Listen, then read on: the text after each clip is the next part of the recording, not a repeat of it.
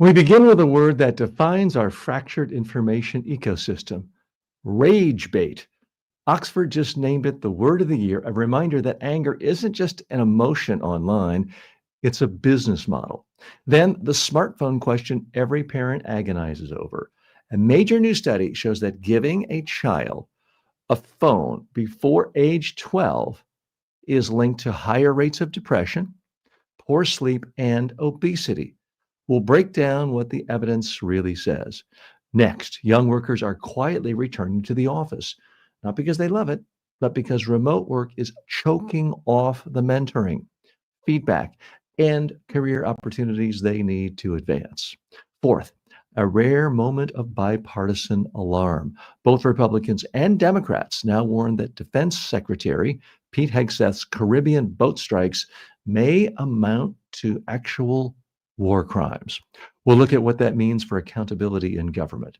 And finally, Oregon's governor is threatening to investigate and even prosecute federal immigration agents, a sign that if Trump is wildly inventive in expanding his power, Democrats may need to be just as creative to protect democratic norms. All that and more today, right here on Filtered. Welcome to Filtered with TJ Walker. Hi, and welcome. Glad you're here with me today. We are live. It is Monday morning, December 1st. Happiness in my household, as December is a big holiday time, a lot of gift giving and fun and joy. I'm looking forward to it. I hope you are as well. Let's dive right in with story one. Oxford word of the year is rage bait. According to the New York Times, Oxford University Press has chosen rage bait as the 2025 word, I guess they should say phrase, of the year. The term describes online content designed to provoke anger or outrage, the lifeblood of today's attention economy. Usage of the phrase has tripled over the past year, and Oxford's researchers say people instantly recognize the meaning, even if they've never heard it before. The short list included aura farming and biohack, but rage bait dominated both public voting and linguistic analysis. Casper Grathwohl of Oxford Languages says the goal isn't just vocabulary, it's cultural reflection. And nothing reflects our online reality more than a word that captures how platforms profit from fury, division, and outrage. Past winners like Post-Truth, Toxic, and Riz show how deeply internet life shapes our speech. But this year, the message is blunter. The internet runs on anger, and we are both the audience and the fuel. So what's the real message here? The fact that Oxford selected rage bait as the word of the year is big trouble. It means we as humans are tearing ourselves apart more and more and more every day. Now, the surprising thing is when humans are actually face to face, having a meal with each other, talking to their friends and neighbors in the streets, people can still be civilized. So maybe the answer is spend less time online. Let's dig a little deeper here. Now, I realize I'm talking against my own book because here I am online with you every day. Filtered comes to you 7 days a week, audio, video, text, every format, every platform. But I want to be honest with you. Not everything is about dollars and cents or me making another buck. I do think it behooves all of us to spend more time talking to friends, family, new people we meet, new neighbors, because human beings are much more civilized face to face. There's something about that anonymity of you're on the screen, you've got a keyboard and you're dictating, where you just want to rip one and tear somebody apart. And it's nasty, it's vile. And unfortunately, our tech lords at Facebook, Google, and all other social media platforms realize this. They are playing you and they are playing me. They realize, okay, if you've got 100 friends and 99 of them are showing positive things about what their kids did well or improvements in their community or something they did to help needy in their community, you're not going to click on that and share it. But if they show you one person who says that somebody you like, somebody on your team, is beyond the pale, crazy, a part of a lunatic fringe, Facebook, Google, all the social media poobahs know if they show you that and put that at the top of your feed, that's going to get you angry. That's going to get you clicking. How dare they? That's going to get you responding. And if it's somebody attacking someone you also hate, all the better. Because Facebook and Google and YouTube as well, they all understand that you're going to hit a like and share without even reading it or watching it. Unfortunately, we as humans are programmed to want to eliminate risk. And therefore, if we see someone awful, if we see something that strikes us as outrageous, we want to alert the world. And if there are really no facts to back it up, sorry, Charlie, that is the attitude of most humans, unfortunately. Let's dig a little deeper into the facts. The term rage bait usage tripled in 2025, according to Oxford. Now, the definition is content crafted to provoke anger, not inform. You see this every single day on this every platform we're on right now. So-and-so owned so-and-so. The reality is they probably had a conversation or an interview and there was a disagreement, but you can't say that. You can't post content on the internet and say, here two thoughtful people from different perspectives had an honest debate and exchange of opinions. If you do that, you can practically hear the sucking sound of losing subscribers to whatever feed you're on. Far more effective to say, this person owned that person, humiliated that person, destroyed that person. Putting rage in it, unfortunately, works. All the social media outlets know this. The more time we spend on content on their platforms, the more money they make by pushing out Toyota ads and Coca-Cola ads. And the easiest way to get you to engage, to share, to comment, is to do something that outrages you.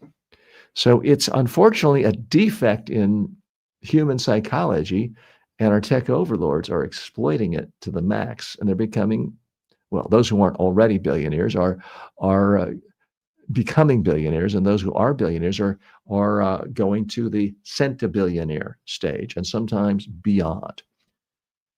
Okay, let's look more at the details here. The Oxford corpus includes 30 billion words from global sources. Now, that's not 30 billion separate words. They're just adding them all together. Public Word for the year drew 30,000 participants. And I don't think this is a good trend, obviously. They point out, which I just covered, anger-based posts generate higher ad revenue per impression. Outrage posts are shared much faster and with more velocity. It gets more retweets, it gets more comments. And that's the real problem with this clickbait. Now, we used to think of clickbait as something tantalizing, titillating. Perhaps a beautiful young person dressed in scanty attire. That used to be what people thought of as clickbait the most, or a cute kitten being clickbait. Those still work. Let's not kid ourselves. But what is even more effective quite often is rage. It's anger. Now, some of you may have noticed I try to run a different show here. If you're watching here on TikTok, I thank you. I appreciate you. I appreciate Kevin and Ron and Cindy for joining us today. If you're watching on YouTube or LinkedIn or any other platform, or if you're listening on Spotify, Amazon Music, or Apple Podcast, I appreciate you doing that. But you may have noticed I'm trying to go the other direction. Typically, the first 3 stories or more that I cover on this show are more purely business, technology, economics focused. I try to cover the things that frankly outrage me the most at the end of the show, sometime even in the grab bag section, because I don't want to be contributing to this problem. But do I get outraged from time to time? Sure. Do I share that with you? Yes. I'm not suggesting you don't have the right to be outraged at things in the world. But when it's your only focus, I find you dig deeper and deeper and deeper, and it just becomes a huge problem, and it can absolutely consume you. What we're about right here in Filtered is looking at the top business stories, technology, and culture stories of the day, filtering them through the lens of communication and personal development skills so that you become more successful in your personal life and your professional life. So ultimately, it's about building you up, making you more successful. Frankly, the opposite of rage. That's what we're about right here. If that's for you, please continue listening or watching. Please consider subscribing. It doesn't cost anything. And please consider leaving a review. Back in just a moment. Filtered is brought to you by the following. Get the deeper takes I don't post anywhere else. Subscribe now at substack.com/@TJWalkerSuccess and stay in the loop. For years, people have asked how they could get one-on-one coaching from me inexpensively. Well, now you can, anytime, anywhere with the TJ Walker AI clone. It's like having me in your pocket, ready to help you prep for a speech, polish a pitch, or calm your nerves before a big meeting. You talk to it, it responds like I would, based on my real-world coaching of thousands of leaders and communicators. Check it out at tjwalker.ai. It's not just smart, it's personal. Welcome back to Filtered. Smartphones before age 12 and health risks. According to the Times, a significant new study published in Pediatrics is giving parents one more reason to delay the first smartphone. As if they needed another reason, but let's dive in. Researchers followed more than 10,500 children in the Adolescent Brain Cognitive Development Study and found that kids who had a smartphone by age 12 were more likely to show symptoms of depression, obesity, and poor sleep than peers who didn't yet have a device. The younger children were, when they got their phones, the greater the risk. Lead author Dr. Ran Barzilay says parents must see smartphones as a health decision, not a convenience. Experts stress this is correlation, not proof of causation, but the evidence is strong enough that many say families shouldn't wait for perfect data before acting. One near universal takeaway: phones in bedrooms disrupt sleep, and removing them at night is one of the simplest ways to reduce harm. Okay, what's the real message here? If you're a parent and you give a smartphone, to your kid before the age of 12, you are essentially decreasing their odds of growing up to be a healthy, successful human being. You're increasing their odds of poor sleep, of obesity, of cognitive problems. Why would you do that? Take the phone away. Give it to your kids when they're older. They may hate you now. They'll appreciate it later. Let's dig a little bit deeper here. Again, here are the facts. This was a study on 10,500 people, 500 kids. It is true they concede that they cannot, with 100% certainty, establish causality. It's a correlation. And you can't do everything based on correlation. If I jump up and down and dance today and say I'm doing a rain dance and it rains 5 minutes later, it's correlated. It doesn't mean my rain dance caused the rain. So I want to be fair about this. But at some point, again, this is a study of 10,500 children. I would also toss the question back to parents. What is the causation? What proof do you have that giving your child a phone is going to help them in any way? You could say, well, my child did their homework better, faster. Well, maybe that was just correlation.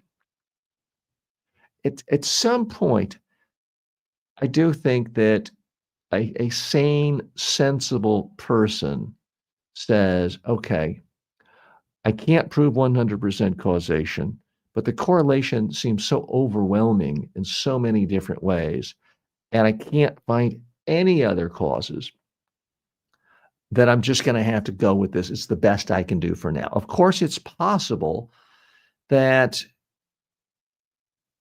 randomly there are space aliens coming down and shooting lasers into children, causing them to have bad sleep and causing them to have increased odds of obesity. Has nothing to do with the cell phones. I don't think that's very likely. Do you?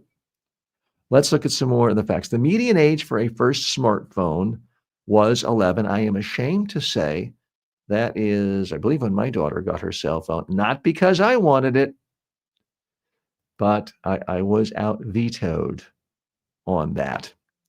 Nearly 100% of US teens now have smartphone access, according to this study in the publication Pediatrics. Late childhood is a sensitive development period, according to the experts, and this is not happening. 17% said phone alerts woke them up in the past week. So your children we all need sleep. We live in a sleep-deprived world. Cell phones are making it worse. There's simply no doubting that. I have a strict rule. I do not let my cell phone in my bedroom. Well, if it's during the middle of the day and I happen to be there, fine. But if I'm going to bed, I place my cell phone in another room. For an absolute emergency from a family, a couple of people, and I mean a couple of people, have my home phone line. So if you really need to reach me, but texting, a random call, spam call, those don't ever wake me up. But guess what? They are waking up your child because their best friend just had to text them at 3 a.m. about what they're wearing to school tomorrow. That is destroying their ability to get maximum recovery for their brain. It's harming their cognitive abilities. Now, according to this survey, the sleep disruption affects mood, learning, and weight regulation. Here in the United States and in many other industrialized nations, we're seeing an absolute epidemic of obesity and people who are overweight, diabetes, stroke, heart attacks, all the things that follow from being obese. Well, if you can't get a good night's sleep because you're waking up to check your phone or one of your friends texted you with something so urgent they couldn't wait till homeroom the next day, you're setting a lifelong pattern of not getting enough sleep, not giving your brain time to rest and rejuvenate. So the researchers say policies must also update youth tech guidelines. Smartphone effects are not equal. Young brains are much more impressionable, they're more malleable, and there's a much greater capacity for damage. So, we regulate cigarettes, and let's face it, for a long time, there was no conclusive evidence that cigarettes cause cancer. Some of the tobacco industry still don't admit it. But there sure was a lot of correlation. An awful lot of people said, you know what? All my aunts and uncles smoked cigarettes. They all got lung cancer and they all died at 40. Maybe, this is back in the 40s and 50s. Maybe, just maybe, this smoking isn't good for you. Then later on, clear causation was established. I think we're going to see exactly the same thing with cell phones.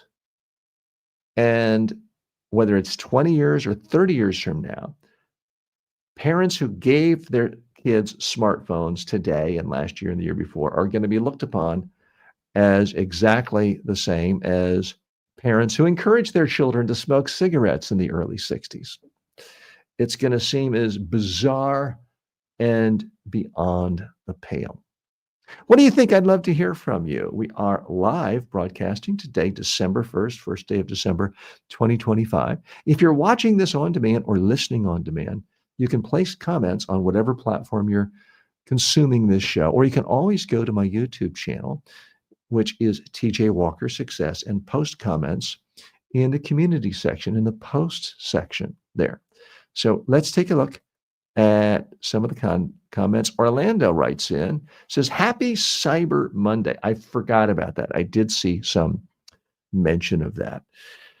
So speaking of Cyber Monday, this is another big thing. Our tech overlords have convinced us it's not enough to have things on sale. It's not enough to have Black Friday. We have to have yet another day where we're supposedly so jazzed up. We got to buy stuff. Now, look, I buy stuff. I'm not a hypocrite. I like nice stuff. I did purchase a house earlier this year, so I am in a mode still where my family and I are buying tremendous amounts of stuff every day, whether it's furniture, decorations, you name it. So I'm not anti-capitalist. What I am against is our tech overlords hyping us up, tantalizing us. Oh, it's 80% off. Well, is it really 80% off? Maybe they had that product for sale at $100 for 5 minutes on a Tuesday morning at 4 a.m. a month ago. But it's actually been $20 ever since, before that, after that. And they're manipulating you. Never, ever buy anything unless it's a great value to you. Don't buy something just because it's on sale. Because if you don't use it, if you don't really want it, if you don't enjoy it, it's 100% waste of money. You're not saving 60, 70, 80, 90%. You're wasting 100% of your money. The other problem with so much stuff is you're wasting your time.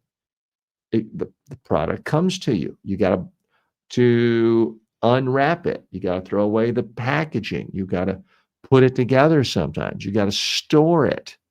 You realize you don't use it, but you don't want to throw it away. So now you put it in your garage. It can get to the point where your stuff is owning you rather than you owning stuff. So starting to sound like a curmudgeon on this Cyber Monday. If you really do see good deals on something you were going to buy anyway, and you can buy it without putting it on credit card debt. Okay to use a credit card, but not if you can't pay off your credit card 100%. Figure out some way of going without. Believe me, I had times when I couldn't buy anything. I didn't even have a credit card working anymore. I think in about 1997, my entire income for the year was $5,000, and that was living in New York City. And my sole source of income was $400 a month as a commentator for the Voice of America radio network. So I know what it's like not to be able to buy stuff you want for Christmas or holiday gifts for yourself and for others. But buying it now and racking up credit card debt is not the way to go. More topics, more news analysis in just a moment. Filtered is brought to you by the following. You don't need a new degree. You don't need another expensive coach. You need the right communication habits, and I'll teach them to you in just a few minutes a day. At MediaTrainingWorldwide.com, I've created the most comprehensive library of online communication and personal development courses anywhere. You'll learn public speaking, media training, persuasion, executive presence, and more. These are the same methods I've taught to world leaders, but now they're affordable and accessible to everyone. You can start for free and upgrade anytime. Go now to MediaTrainingWorldwide.com. Confidence isn't a personality trait, it's a skill, and it's trainable. Most people can't afford a full-time coach, and even if you could, good luck finding one who's available when you need them. That's why I created the TJ Walker AI clone. It's built on my 40-plus years of real-world coaching and training. You get my exact advice, style, and frameworks instantly. Ask it how to handle a tough question, get feedback on your elevator pitch, rehearse your next big talk. This is the next generation of communication coaching. It's smarter than an app, more personal than a course, and always ready. Start using it today at tjwalker.ai. You'll wonder how you ever did without it. Welcome back to Filtered. I'm your host, TJ Walker. More comments coming in. I want to share some of those with you. This is related to our previous story. Daniel says, my kids were not given smartphones until they were around 12 or 13 years old. They didn't like that. Everyone else had them, but I've never regretted it. And today, neither do they. You should see them now off the charts. Well, Daniel, thank you so much for sharing that. I mean, it's a classic dilemma of a parent. You love your children. I know I love my daughter. You want to make them happy, but if all you do is focus on making your child happy, what's going to happen? You're going to feed your child nothing but processed chicken fingers and candy. And every second of the day, they're watching TikTok videos and YouTube and becoming intellectually challenged. So obviously, nobody wants that. So it's always going to be a dilemma. And I think any responsible parent has to be thinking long term. Children, I don't care how smart they are, how well they do in school, by their very nature, are short-term thinkers. They're thinking about how can I have pleasure now? And it's our job as parents to think about, okay, some pleasure some of the time, but most of the time we got to be thinking about long term.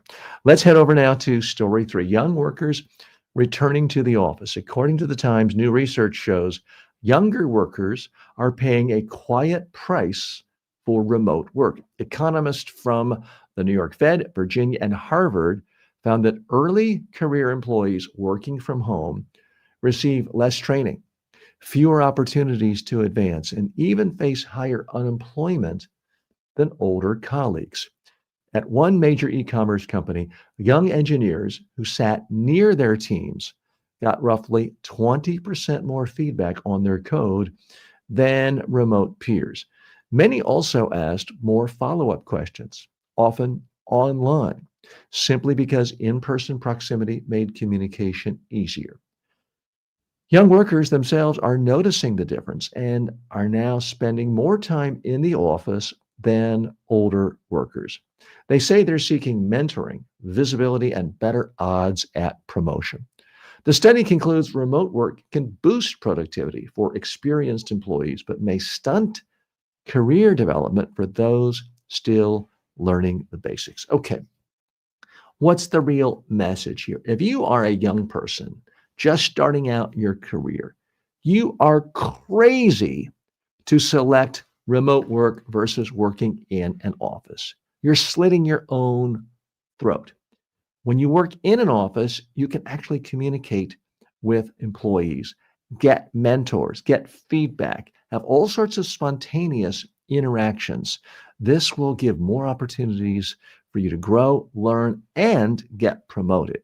If everything is remote, guess what? You're also the easiest person to fire when there's a downturn. Let's dig a little deeper here. Look, I get it if you are just out of college, you're kind of used to your own schedule. You're kind of used to, well, I'm going to take classes in the afternoon. I like to sleep late. I like to stay up late, party, and get up at 11 a.m. The idea of showing up at an office at 8:30 a.m. each day, leaving your home at, say, 7:30, sounds harsh. I get it. But you know what else is harsh? Being unemployed from age 25 to 30 when your colleagues are advancing in their careers, getting more money, getting more promotions, getting more mentoring. Now, I do have a number of young people who ask me for guidance and mentorship, extended family members and others. I always say, do whatever it takes to work in an office. If you have 2 different job opportunities, one of them even pays more, but it's remote work. But the other one is in an office where there are other people and people senior to you, mid-level managers, senior managers. Do whatever it takes to get into that office. Long term, you will make more money. But TJ, I don't like to commute. I'm comfortable at home. I have my coffee cup just the way I like it. Guess what? Nobody cares about you and your career. I'm sorry to say that. And the companies you work for may say that, oh, employees are people are our number one asset, and let's tell you how much they love you. Guess what? They don't. If there's an economic downturn, you're going to be fired. If some AI chatbot can do your job cheaper than you can, you're fired. If there's a merger and the acquiring company already has someone in your position, you're out on the street. So you've got to think selfishly about what is in the best interest of your career. I'm just laying it out for you. Selfishly, it's going to be better off for you to be in an office where you can form real relationships. Sometimes it's in the form of a mentor. Sometimes it's just in the form of a colleague that maybe they work in something adjacent to what you're doing, but it's not the same department, but you become friends. They get a better job offer and they go to another similar company in your industry and they like it. And now they are asked to find new employees because you've already talked to this person in the lunchroom. Maybe you went out for drinks at happy hour after work on Friday. There's already a personal relationship with that person. They have your cell phone number, you have theirs, and they say, hey, got a great job opportunity that just opened up here. We don't have time to advertise for it, but I can set up a meeting with my boss Tuesday morning. Can you come in? That's gold for your career. You know, everyone says they love competition. No. You know, Peter Thiel's, I'm not a huge fan of Peter Thiel, but he's very clear about this. Great businesses don't want competition. They want monopoly. Now, he's, I think, taking it too far. But in terms of your own career, the best possible way of job hunting is when you already have a job and somebody who knows you, knows your work, has had a meal with you, has had coffee with you, recommends you internally to someone else at another company. So yeah, if you do see the job opening on monster.com and you're putting in an email and a resume with 10,000 other people, it doesn't get lost because your friend is saying to the boss, hey, this guy's applied, here's his name or here's her name. Let's make sure that they at least get to an interview. That's what you need. That's what it takes to succeed. You minimize your chances of ever doing that if you are working remotely. Now, let me be fair. I understand there are plenty of people where they really, really do need to work remotely. If you're 35, you've had your first couple of jobs, you have some seniority, you have credibility, you're doing something valuable in the marketplace, and now you have kids and you really need to spend some time each day taking care of your kids. You don't want to waste the 2 hours of commuting. That may be a great situation for you. Let's say you are really established in your career and you're a consultant or you have some highly defined skill where people know you're producing something, whether it's a piece of software, whether it's a novel, whether it's a consulting report. It's highly, highly valued, and you can now live anywhere. Okay, and you're not trying to advance to the CEO level of a big company. Maybe you don't want any more promotions in life. I mean, that's frankly where I am. I'm not looking to be promoted within a company. I'm looking to build my own media company, the success of my podcast, my courses, my AI clone, and others, and to be able to see the world and go anywhere I want and do what I want when I want. But I didn't start off with this attitude in my 20s. It's something I had to earn through a lot of toils, failures, and a lot of successes to get me here. Apologies if that sounds smug, but that is reality. If you're in the advanced stages of your career, wow, I made that sound like a disease. If you're in the later stages, more established parts of your career, and you want to structure things so you can work remotely, and you've got multiple sources of revenue, by all means, live it up. I know I do. Which reminds me, next week I'll be broadcasting to you live from Vietnam, from Ho Chi Minh City. The week after that, from Taipei, because I can, and also because I'm working in some of those places, making money as well. But as a junior employee, those opportunities are not really there for you yet. You might get one job that says, okay, you can work remotely, but it's much harder to build relationships. It's simply human nature as well that if you're working face to face with someone every day, you share information about family, friends, ups and downs, your pet died. If it's all remote, you don't share those things. So when there is a downturn for your company or your industry or your sector, and those are inevitable, if you're just a remote employee, you are the first to get fired, to get laid off. If you're working there face to face with other employees, with your boss, it's just human nature. They're much less likely to fire you. Let's look at some more of the facts going on here. Younger workers received 20% less feedback if they were software developers. That stunts your growth. It absolutely stunts your growth. Physical proximity, the closer you are sitting to someone, even if their office door is closed, the easier it is to have not only in-person communication, but online communication. If you know someone's in the cubicle right next to you, and you already said good morning to them, you're more likely to send them a message on Slack or text or email. So that's somewhat surprising, but makes sense when you think about it. Jamie Dimon, the CEO of JP Morgan, says, quote, the young generation is being damaged. He was referring to remote work. He's absolutely right. Now, younger workers now go to the office more than older colleagues. Again, the context for this story was things are changing, and more young people realize they're kind of losing out. It's also, frankly, boring if you're just working from an apartment or your parents' basement and you're not leaving the house for 24 hours a day. It's just boring. Life is boring. You lose out on so much serendipity, things that can happen on the bus ride to work, the car to work, the subway to work, chance encounters, walking out of an office, you bump into an old friend, bumping into perhaps a new friend and saying, hey, let's get together for a bite, a coffee, a drink. You lose out on all of those things with the remote work quite often. Workers report fewer promotion opportunities when they work remotely. We've talked about that, not surprising. Mentoring is much harder in teams when you're across time zones. Now, again, it's great to be able to work remotely. I have been able to train ambassadors and United Nations officials in Japan and throughout Asia when I was in my home studio in Florida. That was great, but it's not the same as when I go to them and we have a meal before, we have a meal after, we have chit chat during the downtimes and lunch. It's not as powerful a connection, but it's great to be able to have that option.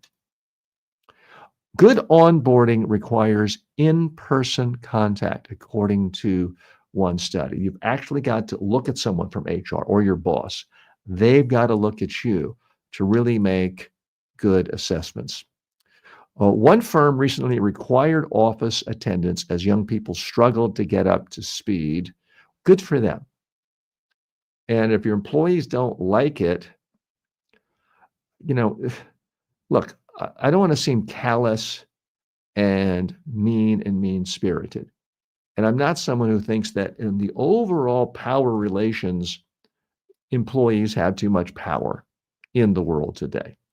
Clearly, when you look at how the spoils of major companies are dispersed throughout our economy, the rich are getting richer, the middle class is being hollowed out. Union organization is at an all-time low in the last 80 years. And that's why we see so few people who are so-called working class having middle-income jobs anymore. So I'm not suggesting employers are somehow disadvantaged and employees have all the power. But on this one issue, come to work to get paid, I am going to side with the bosses on this one, because ultimately it's really in the best interest for you, especially if you are young. And that's what we're about right here on Filtered. This is not simply a news show, although we do cover the top 5 business, technology, and culture stories of the day. It's all about building skills for you to make you more successful in your personal life as well as your professional life. Let's take comments from you. Cher writes, solidarity warrior, boring comes from within. And you may be referring to the earlier topic about people buying stuff on Cyber Monday, because a lot of times people buy stuff just as a hobby. Horrible thing to do for your bank account and your retirement fund. But if you're referring to something else, please let me know. We'll come back to that in the next segment. There's lots more to come right here on Filtered. We'll be right back after this break. Want to advertise here? You better be legit. No crypto, no junk food, no supplements. Go to tjwalker.com/advertise. Most people can't afford a full-time coach. And even if you could, good luck finding one who's available when you need them. That's why I created the TJ Walker AI clone. It's built on my 40-plus years of real-world coaching and training. You get my exact advice, style, and frameworks instantly. Ask it how to handle a tough question, get feedback on your elevator pitch, rehearse your next big talk. This is the next generation of communication coaching. It's smarter than an app, more personal than a course, and always ready. Start using it today at tjwalker.ai. You'll wonder how you ever did without it. Welcome back to Filtered. Bipartisan alarm over possible war crimes. According to the Times, lawmakers from both parties are now warning that Defense Secretary Pete Hegseth may have overseen actions that amount to war crimes. The alarm follows reporting that Hegseth allegedly gave a verbal order to kill everyone aboard suspected drug smuggling boats in the Caribbean, including survivors of an initial strike. Now, before you get all in a lather here, let me point out very clearly, this is not just the MSNBC crowd. This is not the head of the DNC. This is not the radical left making these very stern allegations of war crimes. Republican member of Congress Mike Turner said such a follow-up strike, quote, would be an illegal act. Senator Tim Kaine said the attack, quote, rises to the level of a war crime. And Senator Mark Kelly agreed it seems to qualify. The House and Senate Armed Services Committees, both bipartisan, opened investigations into the strikes, which have killed more than 80 people since September. Lawmakers say they were never briefed on any policy authorizing the killing of survivors. Hegseth denies wrongdoing, but pressure is growing for complete transparency, including release of the unedited strike footage. So what's the real message here? It's no longer a partisan issue. Republicans and Democrats now say there's a good chance that Pete Hegseth, the so-called war minister, is guilty of war crimes for intentionally giving the order to kill non-combatants in the Caribbean with these bombings. Let's dig a little bit deeper here. Again, the Washington Post reports Hegseth ordered kill everyone on what they think were drug boats. Maybe they were, maybe they weren't, maybe they were fishing boats. Congressman Mike Turner, the Republican, says such action is illegal. Other Republicans are now showing real concerns about this. So if you think Pete Hegseth is great, that's fine.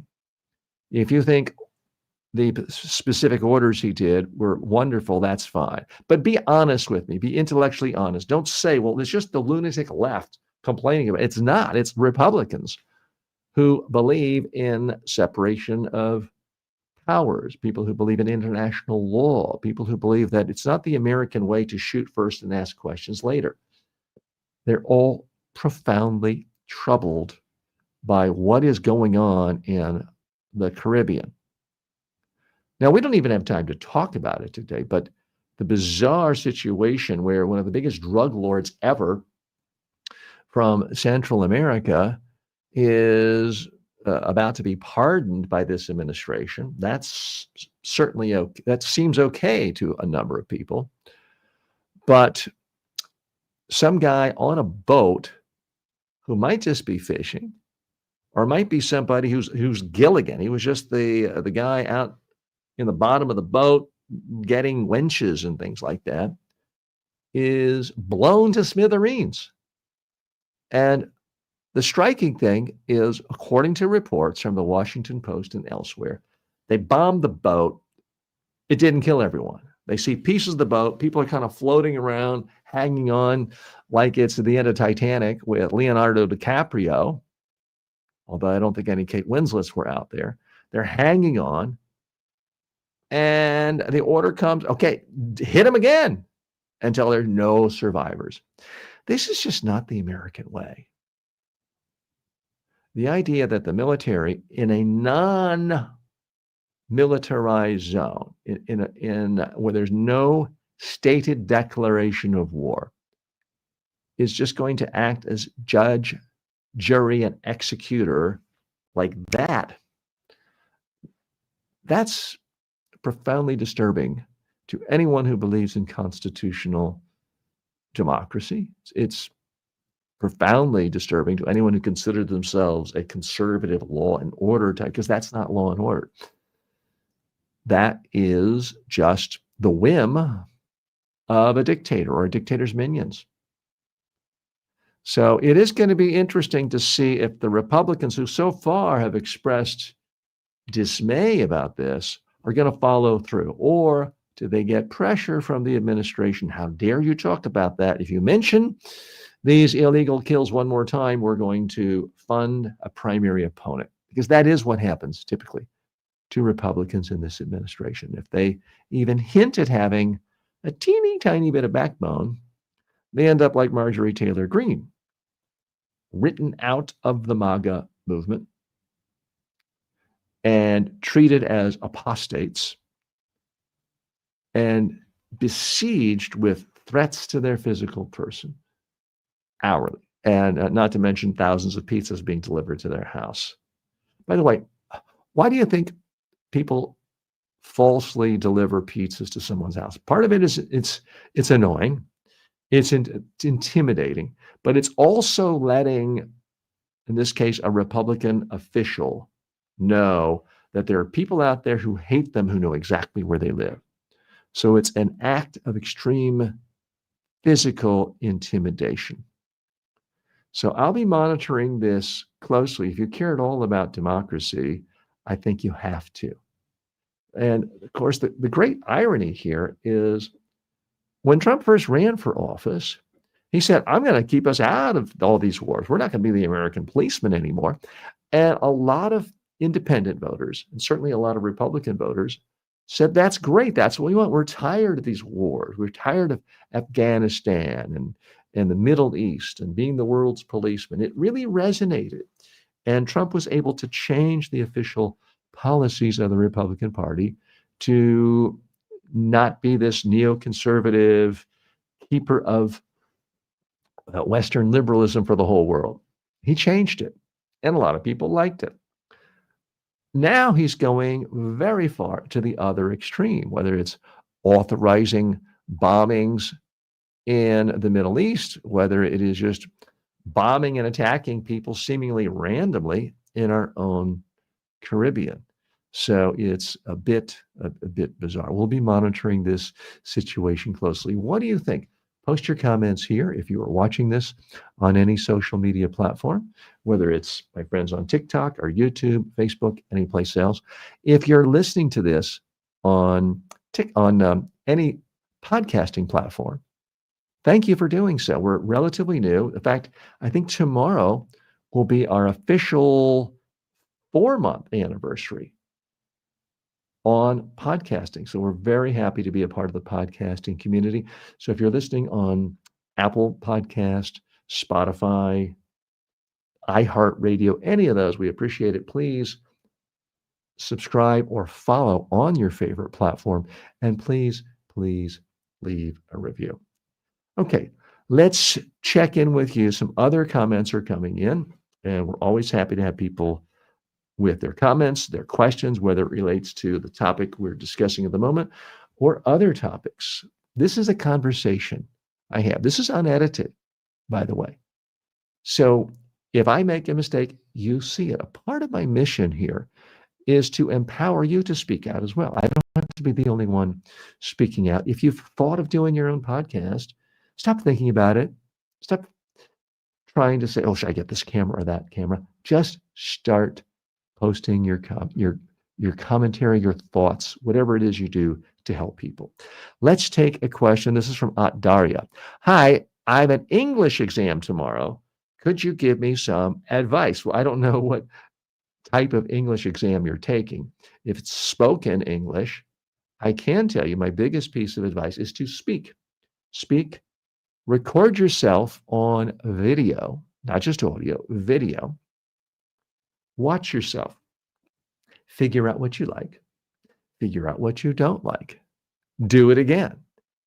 Do more of what you like. Try to do less of what you don't like. Do it again and again and again. You may want to look at role models, perhaps a newscaster you admire or respect, perhaps an actor. Watch them say something.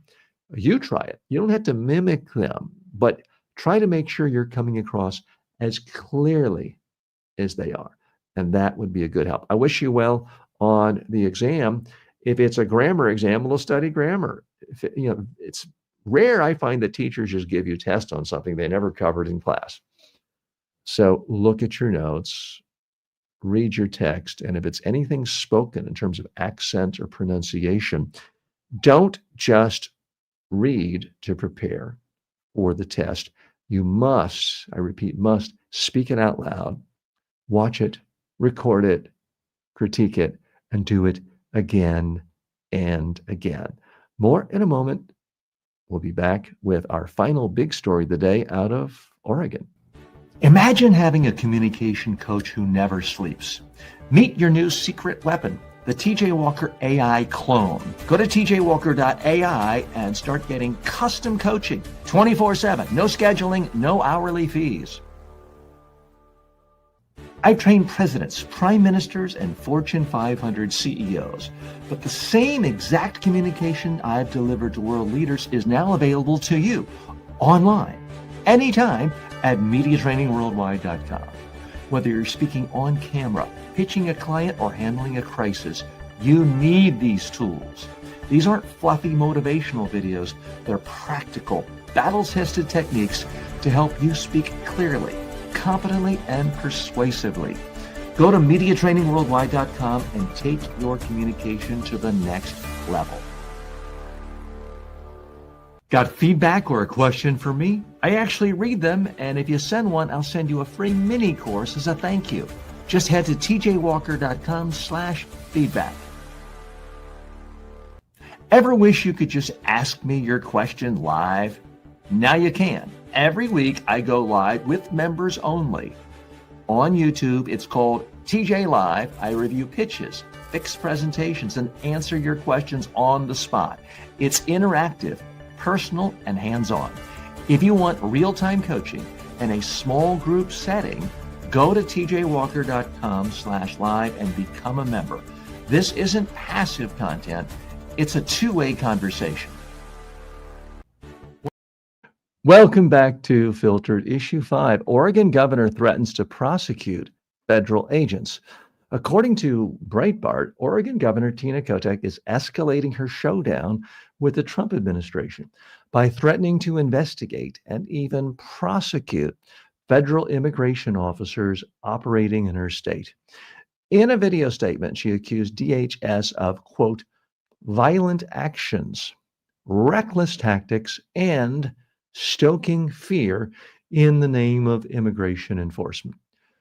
Kotek says Oregon will monitor all ICE activity and prosecute any federal agents who violate state law. She framed the stance as both pro-rule of law and pro-immigrant community. This conflict is unfolding as Trump continues to invent new ways of expanding executive power and bypassing democratic norms. If Democrats want to preserve the rule of law, they may have to be just as creative with state authority, federalism, and oversight, not to undermine democracy, but to protect it. Okay, what's the real message here? The Oregon governor is a hero. She's saying, we're going to go after you. We're going to use the power of law to go after these immigration officials who are doing patently illegal things.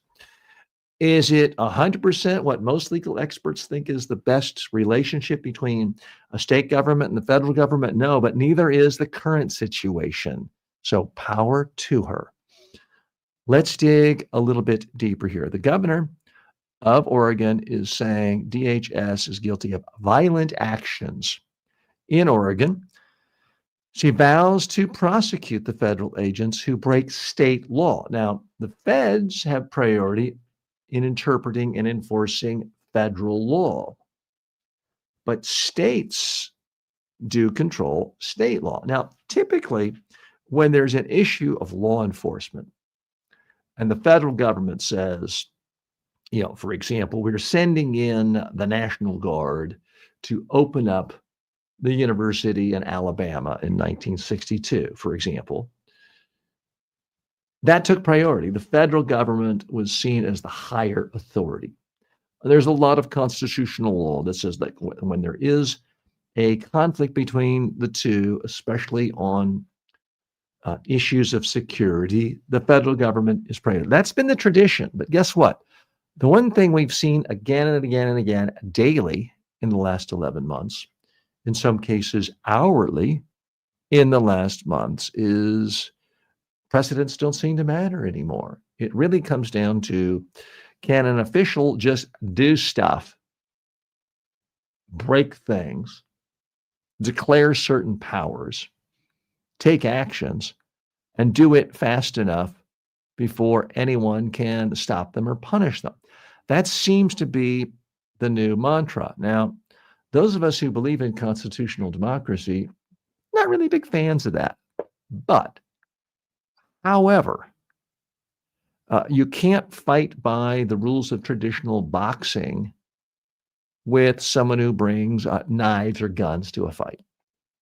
You just can't. So I give a lot of credit to this governor, this Democratic governor, who's saying, look, we have state laws against abusing people, about committing acts of violence, and we're going to hold you accountable. Now, this sends a chill up some of the federal officials who work for ICE. Good. Maybe they should think twice. What she's doing is, I think, putting ICE officials, Department of Homeland Security officials, in a situation where they have competing interests. Because right now, if it's just their boss saying, go crack skulls, go find people with brown skin and start cracking skulls, shoot first, ask questions later, or knock over the head and ask questions later.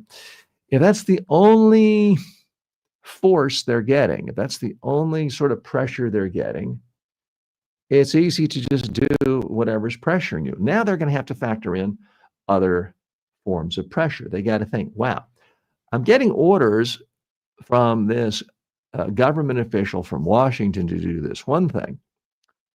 But if I do it, when they're long gone, when there's a new president, a new administration, a new DHS, this governor or this administration might still be here in this state.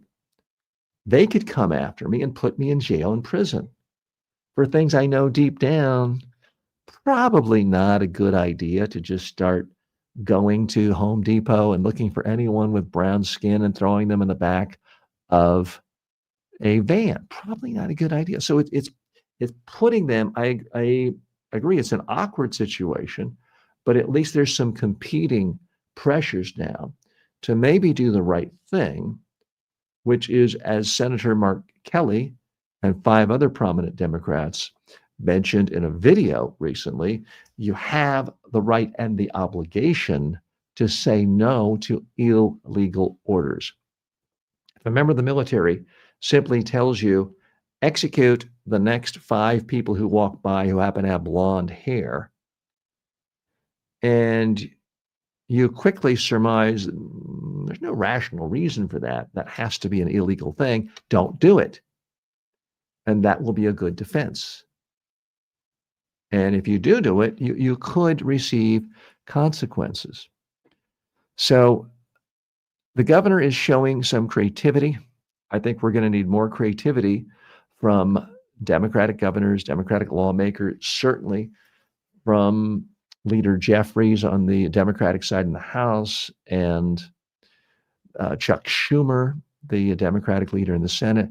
Got to get more creative, because simply saying, what the other side is doing is unconstitutional, shame, we're going to write you a sternly written letter, isn't having much of a positive impact. It's not really accomplishing anything. What do you think? I would love to hear from you. Please post your comments here, whether you're watching this on demand or live. I do read every comment. I try to respond to every question or comment. And hey, if I get my facts wrong, which I'm sure, like every human being, I can be wrong occasionally, call me out on it. Let me know. I'll make a correction. I will say, since we've been doing this show daily for the last 4 or 5 months, not only on podcasting platforms, but social media platforms, I have not yet once had anyone give me evidence that I gave incorrect factual information. I'm not saying I'm perfect. I'm not saying there haven't been any factual inaccuracies. I'm just saying no one's once pointed that out. What I do get every single day is people saying, TJ, you're wrong and stupid, you're an idiot. And they're not saying why. I might be those things, but you've got to make an argument. The premise behind this show is that in a democracy, people have to have real conversations and real debates, marshaling facts that are agreed upon by people across the spectrum, and marshaling your own rationale, filtering them through principles and being transparent about it. That's what I'm trying to do right here. So it is annoying. I don't mind criticism. Occasionally someone will say, oh, TJ, I hate your teeth, or wow, your hair is awful because you don't have any. Okay, fair enough. You make a perfectly fine point. I'm not really asking anyone to watch this program, or certainly to listen to it, because I have the best hair in the world. But if you want to talk about silly, trivial things, you can. It says more about you than it does me, but you can do so. What I do find troubling is that so many people just want to say I'm bad or I'm awful. What they really mean is, TJ, you said something I don't agree with. I don't have the facts to make a counter argument. I don't have the intelligence to show a different rationale. But I will simply say that because you disagree with me, you're wrong, you're bad, and you must be part of a team I don't like, or you must be part of some radical extremist group, simply because you've said something that isn't instantly confirming my worldview.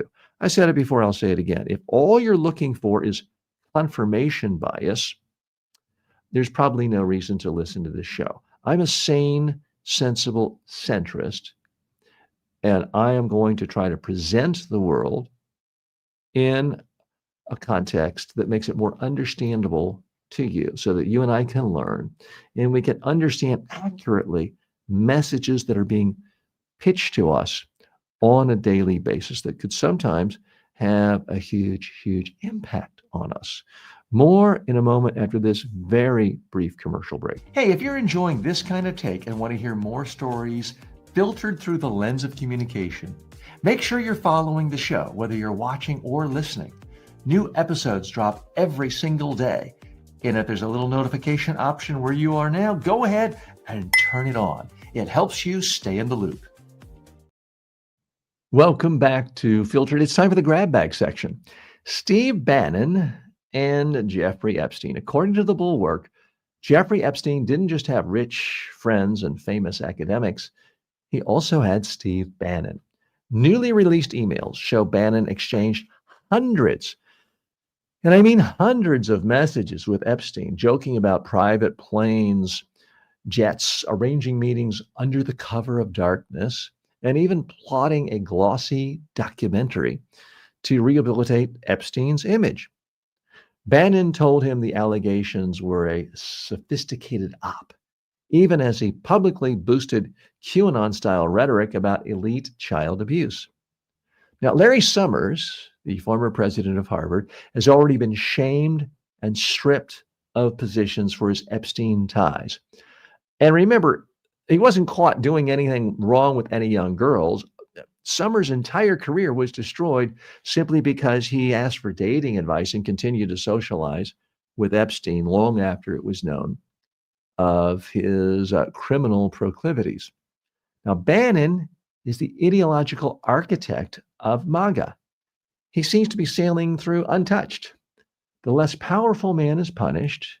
The power broker who weaponized conspiracy theories walks free without even a hint of remorse.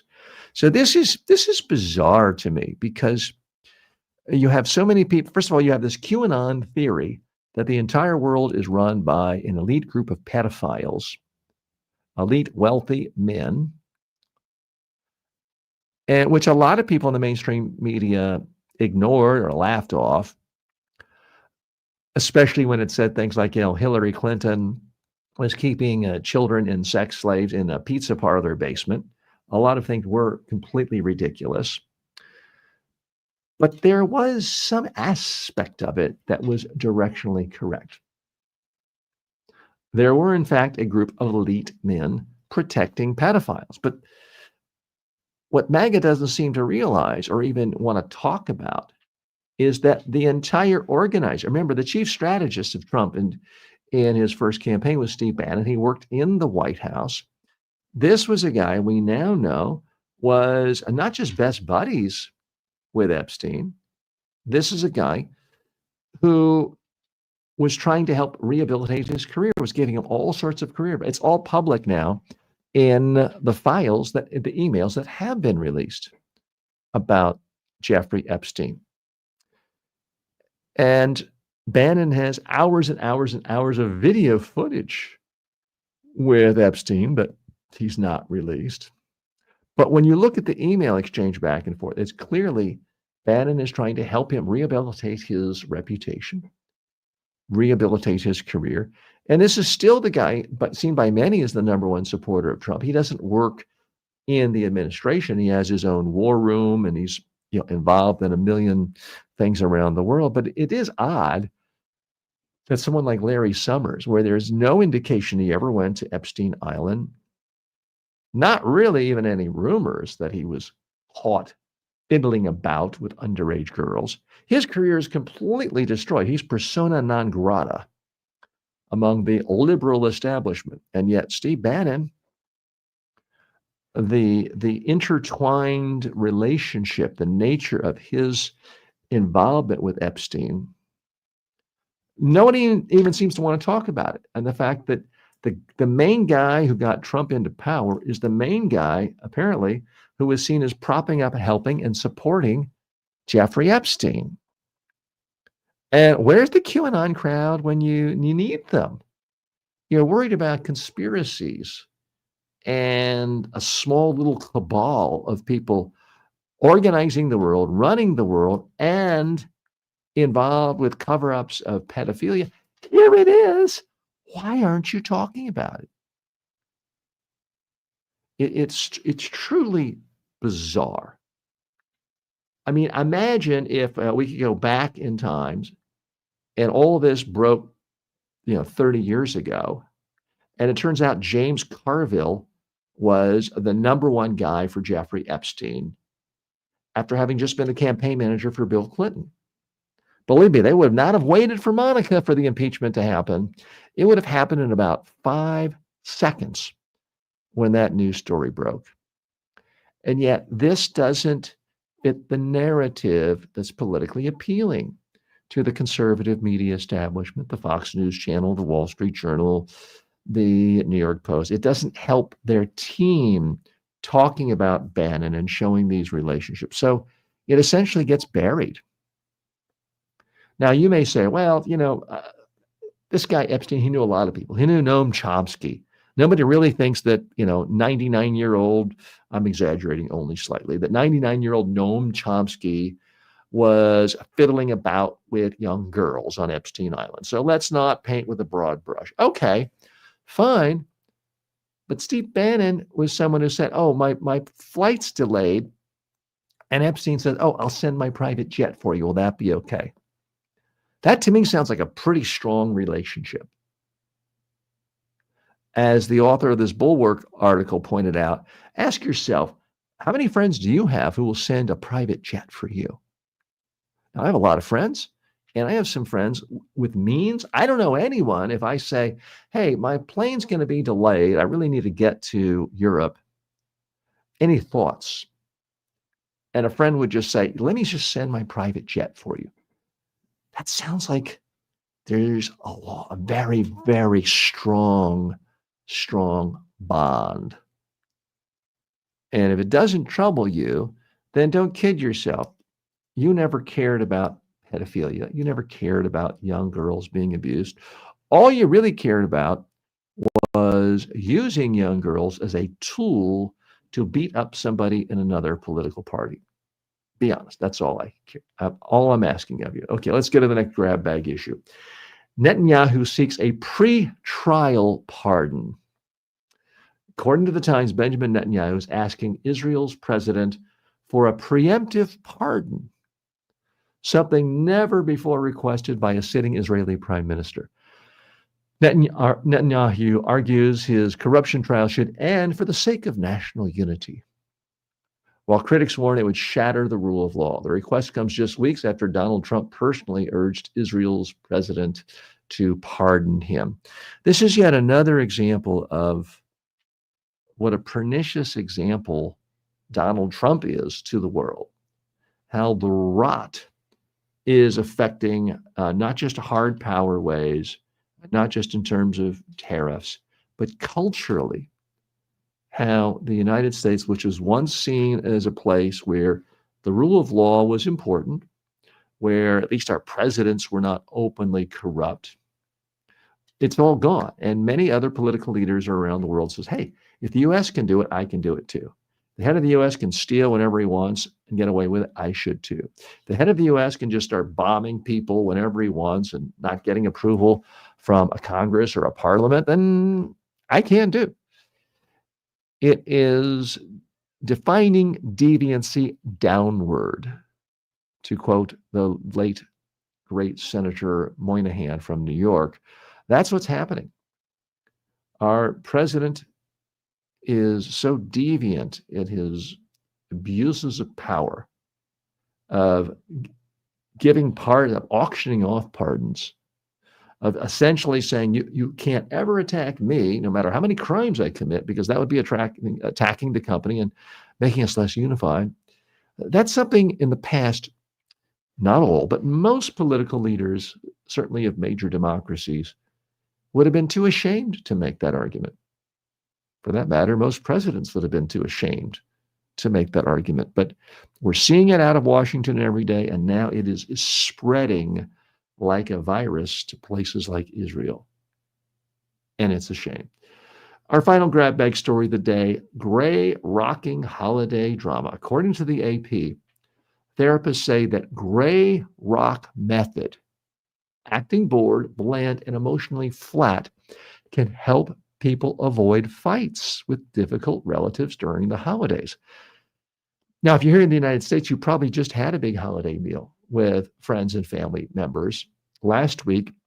And many people around the world, as we head into the holidays, New Year's, Christmas, Hanukkah, whatever you like to celebrate, it's a time to get people together. It's also a time to hear a lot of things that you consider obnoxious, toxic, wrong-headed, and stupid. How do you handle that? So there is this thing, I'd never heard of it actually called that, the gray rock method. It deprives toxic people of the emotional payoff they seek. Experts warn, though, that long-term gray rocking can numb you emotionally and harm good relationships. So here's what it is in a nutshell. Someone says something you consider wildly offensive. They're expecting you to either agree with them or they want you to say, that you think they're wrong and they can put you in your place. The gray rock method means you're essentially as boring as a rock. You're not vivid, you're gray and boring. So if someone says something to you that is completely anathema to your personal value, let's say it's an elderly aunt or uncle, and you're at a holiday dinner, and they say something to the effect of, let's just say hypothetically, and you may agree with this, fine, but let's just say something like, well, I think anyone who's in a same-sex marriage is guilty of perversion and they're going to burn in hell. Let's just say you had an aunt or uncle say that. And let's just say that you were in a same-sex marriage. Presumably you would find this wildly offensive. But your aunt and uncle are 81 years old. They maybe had a couple of drinks already at the noontime dinner. You know, there's no way in the world you're ever going to persuade them that they're wrong. So what do? This gray rock method simply suggests you act bored and boring, and to say something along the lines of, that's an interesting opinion.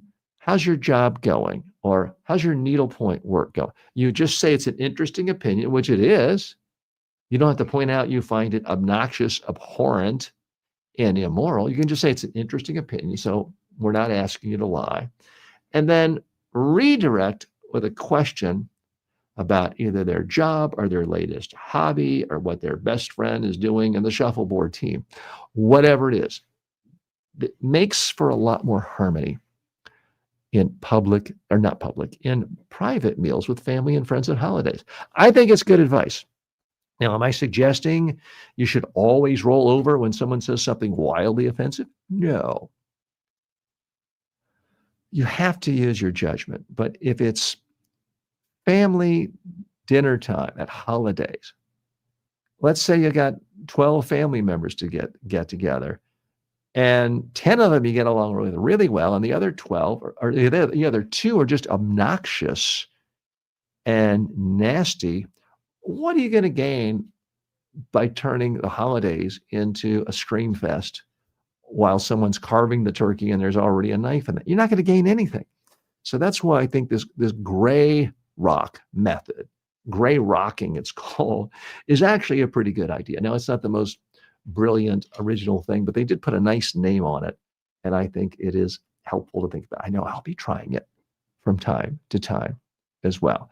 And then if you want to state clearly your own opinions, do that in a more public forum, a city council meeting, a civic meeting, a town hall meeting, or on your own YouTube or TikTok channel.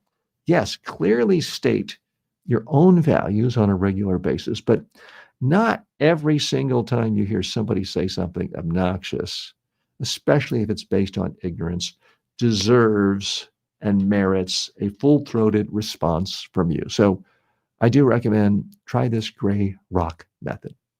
Okay, I'm going to close out the show the way we always do these days, which is taking questions from you.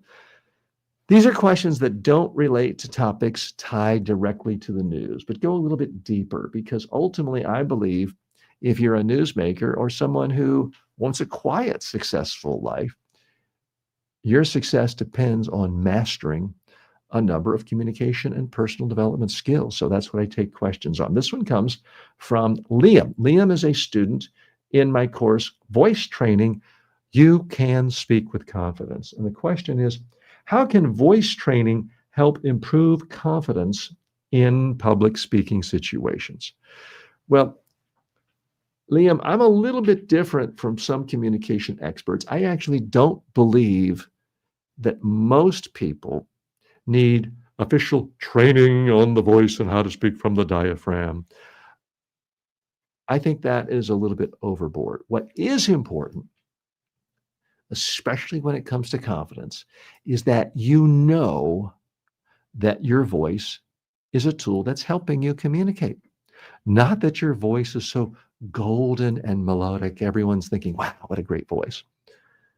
That shouldn't be your objective. Your objective should be knowing I'm speaking in a way where I know people can understand me clearly, and perceive that I'm comfortable and confident. That's what I think you should be thinking about when it comes to your voice. So the number one way to train your voice is to practice speaking out loud and record it on video and audio, and then watch it and listen to it. Figure out what you like, what you don't like. The number one problem with all of my clients around the world, and I've trained tens of thousands of people in person in more than 40 countries, and I have 12 million online student enrollments for my communications and personal development courses. The number one problem most people have with their voice is that they're a little bit nervous, so they speak quietly. They speak too softly, and it makes them sound scared, timid, and nervous, and it makes them monotone. So that's the number one problem, is just the nerves having you tighten your body and your volume goes down. The number two problem that affects people with their voice is they're a little nervous. They figure, I want to get the heck out of here, finish this speech, finish this presentation. So they start speaking faster and they don't even realize it. Yes, my name is TJ Walker. I'm the president of Media Training Worldwide. If I can help you, blah, blah, blah. So that's the second biggest problem with the voice. It has nothing to do with whether you're high or screechy or irritating. In my experience, those problems are actually pretty rare. So that's the second big problem. The third big problem people have is they just tell themselves, I don't like my voice. My voice is no good. I had a family member say that to me as recently as 2 days ago. And to my ear, which is a lot closer to how she sounds to everyone else in the world, her voice sounded perfectly fine. The way to get comfortable with your voice is to practice on video and to listen to your voice again and again and again, and to come to the conclusion that you sound the best you can. And that's principally by having enough volume, having variation in your tone, and not rushing. And that means things like pausing, as I just did. When you do that repeatedly, you're going to sound your best, and you're going to know you sound your best. If you're giving a big presentation, the number one way to be more confident about your voice in advance is the exact same thing as the number one way to be confident about whether your message is going to be interesting or understandable, or you're going to seem confident and compelling. It's the very same answer, and that is practice your speech on video until you love every aspect of your style and substance, including how you look, your messages, your stories, and how you sound. I'm TJ Walker. I want to thank you for spending time with me today. Please, please take a moment and subscribe to the show, follow it, leave a review if you're listening on any podcast platform. If you want to leave a comment, the best place to do it is right on my videos on YouTube or on the community page, the community tabs, the posts section of my YouTube channel. Thanks so much. See you tomorrow.